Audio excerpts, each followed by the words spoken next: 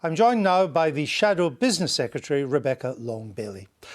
Rebecca Long-Bailey, the country's facing the threat of a pandemic, requires leaders that can handle an emergency. What's the biggest crisis you've ever managed? Well, I've led one of the biggest shadow departments in government, the business department that spans all the way. Well, we're tackling the climate crisis, and one of the key elements of our manifesto was the Green Industrial Revolution, which was one of the biggest But crises. that's drawing up a policy. You weren't in government. You weren't managing the crisis. It was providing the answers to the crisis, Andrew, and in doing so, providing jobs, creating industries and tackling the economic crisis that we face at the same time. So what's the biggest crisis you've handled? I'd say trying to tackle the climate crisis is up there, given that it's one of the biggest issues that we face. And if we don't tackle it, either by a Labour government taking power or pressuring the Conservatives to take action, we're not going to have a world to hand on to our children. It's hardly handling a crisis. It's drawing up policies in opposition. I would say saving humanity and making sure that we all have healthy, long lives by tackling the climate crisis is tackling a crisis. You see, people wonder why you think you could be Prime Minister. I mean, what have you done to reassure people that you have what it takes? Well, I think there's two elements to a leader. The first is being electable and resonating with communities and speaking the language of aspiration. The second is actually having the policies to improve their lives. And you need to have those two things. One doesn't come without the other. Unfortunately, it's not a case of putting on a nice suit and thinking you'll be given the keys to number 10, because you won't, without those answers to the big questions that we face. But how do you reassure people that you have what it takes? Because I spent the last 4 years in the background, Andrew, developing many of the policies that dealt with the huge issues that we faced of our time.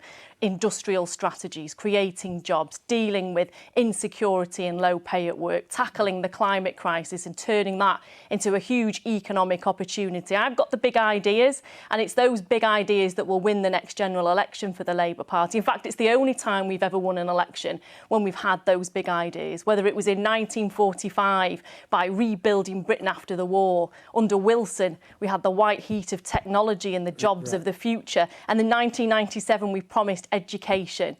We need to have those big ideas and those aspirations once again. And in 2019, you went down to your worst defeat in living memory. We did. Yet you began your campaign by giving Jeremy Corbyn 10 out of 10 for his leadership. What would you have given him if he had won the election? Well, that was quite a cheeky interview at the time, and I was asked what I thought of Jeremy, and I've always said that Jeremy is an honest, decent, principled man, but we did face the worst defeat that we've ever seen as a Labour Party. You gave him a perfect score. As a person, and I'll always give Jeremy top scores for the decent human being that he is. But you were asked about his leadership. Well, we lost. I mean, now that you've had time to reflect, how would you mark him now? We've got to be honest. I'm not going to mark anybody out of 10, Andrew. It's not top trumps we're talking about. You did already. Here. We're talking about the reasons for our defeat, and they were manyfold. It was a Brexit election, and we didn't have the right Brexit position. Unfortunately, we lost the trust of many of our voters right across the country. But that trust, that lack of trust, took so many other things down with it, unfortunately. But that lack of trust happened under Jeremy Corbyn's leadership. But you remain one of his biggest fans, you've just said that. His leading supporters are backing you in this contest. You've said you junk none of his policies. You've even talked about asking him to join your shadow cabinet. If that's not continuity Corbyn, what is? There's no such thing as Corbynism, and this is one of the things that always irks me. There is socialism and there are principles in the Labour Party. And if I continue them, then I'm proud to do that. But I'm certainly not a continuation of Jeremy Corbyn or indeed any other member of the Shadow Cabinet or previous leader. You said you wouldn't drop a single policy from Labour's last manifesto. You just package it differently. Because we had many of the right answers to the right questions, Andrew. We talked about bringing our water industries into public ownership after years of consumers being ripped off and lack of investment in the critical infrastructure. We talked about investing in our NHS. We know what you talked about. Creating a national education and we know service. What the British, these are policies that I'm proud of, and they were popular with the electorate. About it. And what you're telling Labour members tonight and the wider public is that you would take the same old Corbyn chocolate bar and just give it a different wrapper. It's not the same old chocolate Corbyn bar. This is what the Labour Party fundamentally believes. And why are we here? What is the Labour Party for, Andrew? It's for bettering people's lives. And if we ever forget it's not been for winning elections. Well, it certainly hasn't, and we've got to change that. That's why I'm here. You want to proceed with the same policy prospectus that lost you the worst defeat in 85 years. Many of the policies were hugely popular, and that was the devastating thing about this general election. We'd lost so much trust on our Brexit platform and on other issues within the party that many of the popular policies just didn't cut through. And we didn't have a narrative, a message that spoke to people So and told it was people just what the the messaging. policies. Well, it was the policies were fine, and you the just way, couldn't get your and message across. also the way the policies were conveyed. There were too many put through at once. We went through days in the general election period, unfortunately. So where you're just we going were to give announcing it, 3 or 4 dress it up policies in at a time. A better wrapper, but the substance will be the same. Our principles will always be the same. I'm not talking delivering about that better principles. quality of life, and those policies delivered that, Andrew. Those policies delivered that, and I've just answered the question. And you will stick with these policies. See, you said that it would be a disaster if Labour moves to the centre, and that the party would never win an election again. You said if that happened. What's the evidence for that? The Tories are trying to lay a trap for us. They've tried to paint themselves very cleverly as an anti-establishment party. Boris Johnson did that all the way through his leadership campaign. Sure, He's but done what's it all the the way evidence through. that if you moved to the centre, you would never win an election again? Because we've got to provide those answers to the issues that people face in their lives. What's the evidence? The evidence is that and there's no person within our communities that doesn't want a better quality of life, whatever their income. That's not Andrew. evidence, and it's not answering the question. I'll ask you again. What is the evidence that if you moved more to the centre, Labour would never win an election again? I think you only need to look at the declining vote share in Labour support over the last 20 years in terms of where we moved to and how people lost faith in our politics. What happened in this general election was... That's because you moved to the left. You won 3 elections from the centre. Not at all. You won 3 elections from the centre. We did, and our vote share declined. Every election after that, Andrew. But after a third election, that always happens. The fact is you won 3 elections in a row. Since you left the centre, you've lost 4 elections in a row. People lost faith in us. They thought that we were triangulating around certain policy areas. Certainly, over the last 10 years, they saw us as an austerity-light party. And that didn't provide hope and confidence that the Labour Party would deliver the change that our communities need. Now, what we need to do now is express our policies in a way that's aspirational, that proves to our communities that they're not left-wing and they're not actually radical or left-wing, Andrew. This is the ironic thing about this. They're sensible economic policies that would deliver the fundamental change our economy needs to see, reinvesting in areas that have been neglected for decades. You told us all that in December and you got thumped. I mean, let me show you some evidence. We tried to say that in December, but those messages didn't cut through, and that was our fault, Andrew. You've not been able to give me evidence that a move to the centre meant you'd never win an election again. Let me show some evidence that suggests if you don't move to the centre, you'll never win again. The Conservative peer and pollster Michael Ashcroft, I know he's a Tory, but his polling is highly regarded, and he's done some polls that have been very bad news for the Conservatives over the years. He asked 10,000 people if they thought Labour would have a better chance in future elections with a clearly left-wing socialist manifesto or a more centrist one. Now look at the result. 55% wanted a more centrist manifesto. Only 8% wanted a left-wing one of the kind that you support. And I'll tell you the problem, and this was something that I certainly found in the general election campaign, aside from the issue of Brexit, was that many of our voters thought that our policies were extremely radical. They were out there. They're not. They're sensible economic policies that have been advocated by organisations such as the International Monetary Fund, the OECD, which has advocated investment in the economy by the government to spur on prosperity and productivity. No, we didn't explain our argument coherently enough, if I'm honest. And we spoke in quite intellectual terms sometimes that were quite alien to many of our communities when we should have been speaking the language of aspiration. You don't have much of a background in Labour politics. You only joined the Labour Party in 2010. You were already in your 30s. Why were you such a Jenny-come-lately? I got to a point in my life where I realised that there was no point sitting shouting at the television about everything that was going wrong in society. If I wanted to make sure that my story, my aspirational story about doing well in life despite my background was commonplace to everyone, I'd have to get involved in the Labour Party and start to kick things from the inside out. And that's why I got involved in politics. And when you first ran for election in 2015, in the general election then, your leaflet said that you became a solicitor for the NHS to help defend our health service.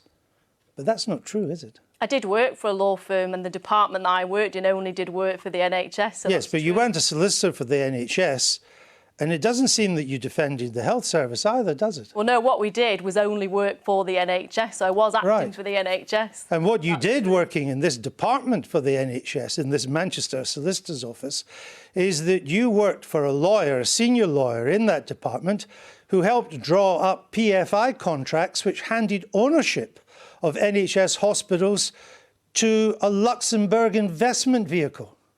Well, I don't. You did that. Well, I didn't do that personally. Your department but what did I will it. say is that we did have a department. And I did commercial property, and this is where I first experienced the intricacies and the insidious nature of PFI. Did you work on PFI contracts? Well, you couldn't not work on PFI if you were So doing you did. NHS estates. So well, in what let me way? explain. In what way were you? In what way were you defending? Let me explain In what why. way, if you were working on explain PFI why. contracts, Let me in what explain way why. were you defending the NHS? And I'll explain why. Now, in terms of those PFI contracts, if you were granting a lease to a GP, a pharmacy or any other local community organisation, any new health centre or new hospital was comprised of a PFI deal. So all of the leases out of that for 30 years, Andrew, would be subject to those PFI terms, insidious PFI terms, that meant they were paying far above market value I know for all those that. services. So in what, since you were involved in this, in what And it made way me so were you, angry. in And what that's way why were I've you always, defending the health I've service? always been vehemently against PFI contracts. You just worked for because I 7 years understand doing them. how wrong they are, Andrew. You were I've never been unclear about my part position of a on that. legal team that handed over ownership of £190 million worth of NHS assets to a Luxembourg investment vehicle. In what way was that defending the NHS? I defended the NHS on a daily basis on a whole range of issues. In what way? Commercial property was one aspect of the work that I did. I worked in comprising local authority contracts to provide joint services of vital necessity to our communities. But on the issue of PFI, unfortunately, Andrew, for the NHS, it was the only game in town. And unfortunately, that was the fault of a Conservative government and previous Labour governments. Any NHS manager in that NHS at the time, if they wanted to build a new health centre or a new hospital, they were only allowed to use PFI. And that was wrong. Of course. It And didn't make I understand. I'm not arguing about that. What I'm arguing about, what I'm trying to establish is in what way can you say you became a solicitor for the NHS? You're actually working for a legal firm to help defend our health service when actually you were presiding in a department over PFIs, over the terrible contract that was done with the Royal Liverpool Hospital, still not over, and you're putting part of our health service into Luxembourg ownership. So I did. That was your department. I didn't put part of our health service into Luxembourg You didn't stop offshore it, did bank you? You accounts. didn't resign Let's because be of honest. what was going on. I became an MP to try and stop it, Andrew. I'm struggling to see what the big policy differences are between you and Keir Starmer. Can you give us a significant public policy that you support that he opposes? Well, this has been one of the sad things about the leadership campaign, if I'm honest, because I hoped we'd get into policy detail so that our members really understood where we stood on certain policy items. And it's been a nice campaign so far, Right, but not what are the very policy detailed differences? at all. I don't know what Keir's policy ideas are, if I'm honest. I know he says he wants to adopt the same values that the Labour Party currently has, but what does that mean in Do you practice? trust him on that? I hope that he keeps to our values and our But do principles. you trust him to stay true to Mr Corbyn's legacy? I think we need to see more detail. We need to see more meat on the bone in terms of what Keir believes in, and indeed all of the candidates. And that's what I want to do to our members, to make sure that they're making an open choice about who best represents their principles and where the party should go in the future. Your supporters have been outspoken about Keir Starmer not yet publishing all his donations. I think you have. That's right. Is he hiding something? I hope not, but I think it's fair to expect all leadership candidates to be transparent, come under scrutiny, because we will do as leader of the party and indeed as Prime Minister. So we should be as open as possible to show where our donations come from.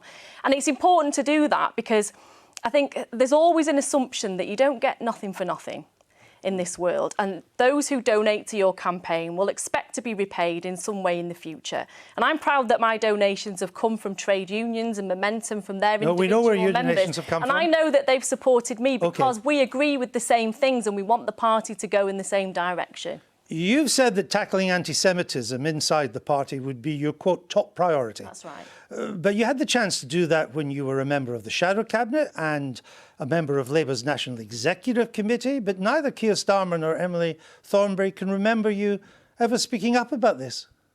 Well, I'm not sure why, because I did speak up numerous times in Shadow Cabinet. But the fact is that despite me speaking out publicly, on the media and privately trying to take action on this, we're still in the anti-Semitism crisis. And that's why it's so important for all three candidates now to commit to dealing with this as a top priority. Indeed, but it's important from your past record that we can believe that you would do that.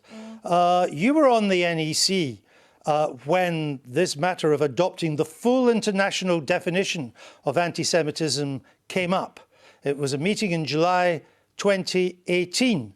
Did you call for the full definition to be adopted at that meeting? Well, the assumption in the meeting was that it would be adopted in full. And but did you call for it? Well, that's the assumption that was being made, and it was presented to us as NEC members in that meeting that the IRA definition and examples were going to be incorporated into what we call a code of conduct instead of just flatly extrapolated and put within our rule book.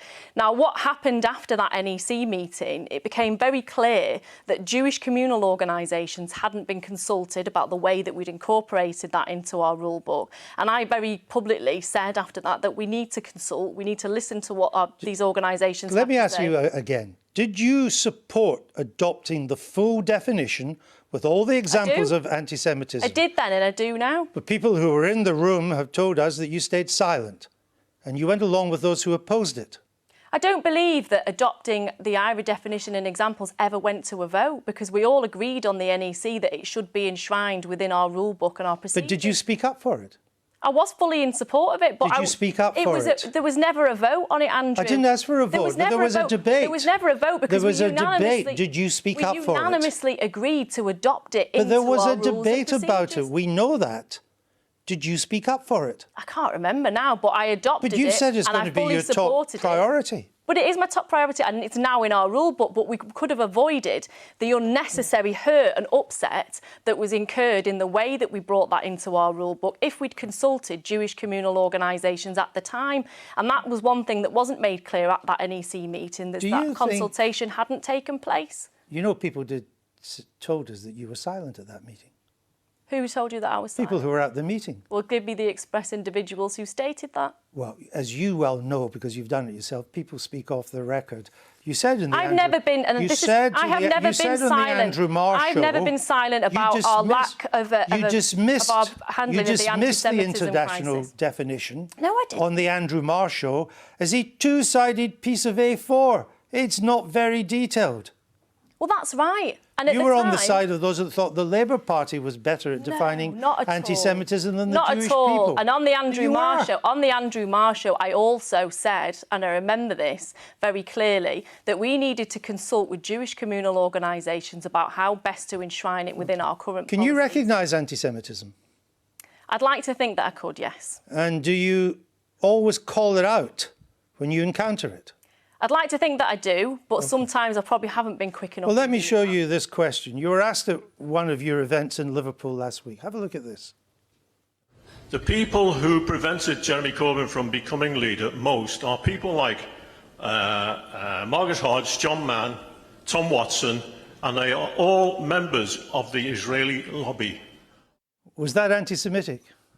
It was indeed, and it was part of a wider contribution that. So why didn't you call it out? I'll explain now. It was part of a wider contribution that this particular individual made. Why didn't you call it out? Where they called out Zionism and my position on Zionism. Yeah. Now, in my response, Andrew, you didn't call it out. In my response, I thought at the time that I'd been implicit in explaining why this particular gentleman was wrong. But with retrospect, I should have called that out. I've watched your whole answer. I should have called that out directly you did not because it was call it anti-Semitic. Out. You let the idea of the Israeli lobby, that a Labour MP like Margaret Hodge, who's also Jewish, is more loyal to Israel than to this country. That's the implication of saying she's in the Israeli lobby. You are 100% right, and you Andrew. let that pass unchallenged. And I should have challenged that specific element of that gentleman's contribution directly, and I wish I'd done that because it was an anti-Semitic statement. What's your message to that man? And this is why we comment? need to have education within our party. We need to call out incidents such as this, and we need our members to understand that making statements like that, it is shrouded in conspiracy theories and tropes. Indeed, I've been accused of being a member of the Israeli lobby in recent months. I understand. Is someone like that still welcome in your party? I think people making anti-Semitic statements like that need to go through our disciplinary process, and our disciplinary process needs to be independent, and I've stated that very clearly, and we need to speed up the process so that cases of clear-cut anti-Semitism end in immediate expulsion. Okay. Let's look at some of the ideas you floated in this campaign. You want a Green New Deal to tackle the climate crisis and to reach net zero carbon emissions by 2030. Now, the earliest you could hope to be in power, if at all, would be 2024. I would suggest to you that 6 years is simply not enough time to reach a 2030 zero carbon target. And I wouldn't disagree with you there, Andrew. And this is so important that when we're in opposition, we can't simply wait until we form government. We have to start working now on a cross-party basis, across business, industry and trade unions, with activists right across the United Kingdom, to pressure the government into taking the action necessary to decarbonise our economy as quickly as possible. So is the target still 2030? It needs to be, and I'll tell you why, because the Intergovernmental Panel on Climate Change have stated that even just to reach net zero by 2050, which the government has agreed to, they have to take the majority of the action required by 2030. That's why it's so important. So to do this, you would need to decarbonise the whole electricity grid system in under 6 years to meet your target. How much would that cost? I think we need to start now, Andrew. We can't wait until 2024. Well, we'll have to look at the costs when we're in government in 2024. But you're the one that drew up the Green New Deal. How much would it cost? Well, I'm not going to make up our manifesto policies on I'm not asking. No. I'm sorry. I'm we'll not do asking that you to make in up 2024. your manifesto policies. You're the proud author of the Green New Deal. You're the one that has said, I did all the work on this. I didn't just support the manifesto. I drafted it, particularly this part. So how much would it cost to decarbonise the electric grid system? Well, I'm not going to go back in time or forward in time. No, this is forward. Andrew. No, but the policies that we put in place in a general election in 2024 will depend on where we are at that particular point in time. And it wouldn't be right for me to pluck figures out of the air now and assume that we've made progress. Of course, you did the costings in the general election period. But we've moved on since then, and we didn't win the general election. But I'm sorry, this is still your policy. Let me ask, for you to reach your net zero target by 2030, you'd need to replace gas central heating in every home in the land in under 6 years. Every home which has gas central, and most of us do. How much would that cost? We wouldn't be trying to do that within 6 years. And this is the point that I'm trying to make, is that we need to start now, not in 2024. We need to ask the government to take the action that's required now, because the action that could be required in 2024 could be immense if the government doesn't take action now. Now, in terms of the costs involved, as I say, that will depend on the action that's taken by the current government and where we find ourselves in 2024. Well, the current government has set for 2050. You want to set a target for 2030. Do you have any idea how much it would cost to replace gas central heating throughout the land?